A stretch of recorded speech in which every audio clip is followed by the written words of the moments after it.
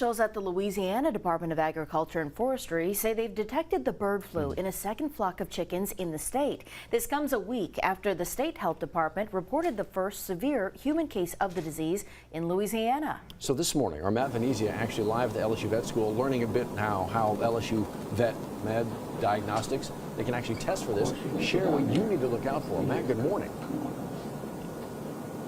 Hey guys, yeah, that's not me right there. That's our friend here, one of the pelicans, one of the animals they have here at the vet school. But we are here with some of the animals that are injured, right, Dr. Mitchell? We're not actually with some of the animals we're warning about that could be sick? Yes, right now, Matt, we're actually in the Wildlife Hospital of Louisiana. We take about 1,400 cases in a year. Most of them are trauma-based, like our pelican friend here who came in with a fracture that we had to put back together. But we do see infectious disease. Actually, yesterday we got a bald eagle in, and it has neurologic signs, and we're actually currently testing it to make sure it doesn't have the bird flu.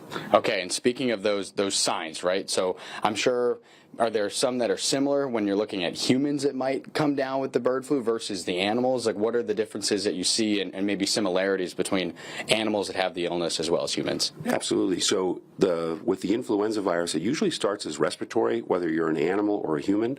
And it's usually mild if it's just, not going to be a really aggressive disease. But what happens with this disease is that it expands and that can get into the gastrointestinal system and ultimately get into the CNS, the neurologic system, and that's where we start to see changes where, like what we're getting a week ago, we had a scaup come in, a duck, and it actually acted very drunk. It couldn't fly, it couldn't walk. And in humans, those same things can happen where ultimately both the human and the animal can more or less become kind of comatose. Yeah, Rick right now behind the camera showing you some of the other animals in here. A little beaten up at the moment, working their way back to being all right. But I wanted to ask, maybe almost like a consumer alert here. When you're in the grocery store, you notice some of those prices kind of fluctuating between eggs and things like that. Does that all have to do with, like a conversation we're talking about right now, illnesses with these animals and how that can fluctuate the prices? Absolutely.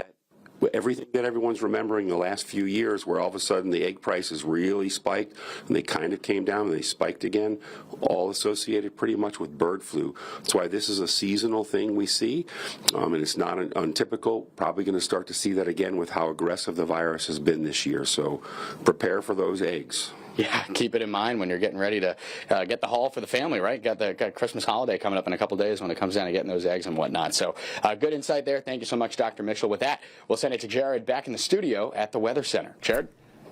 Thank you so much, Matt Venezia. We appreciate you. Well, if you're waiting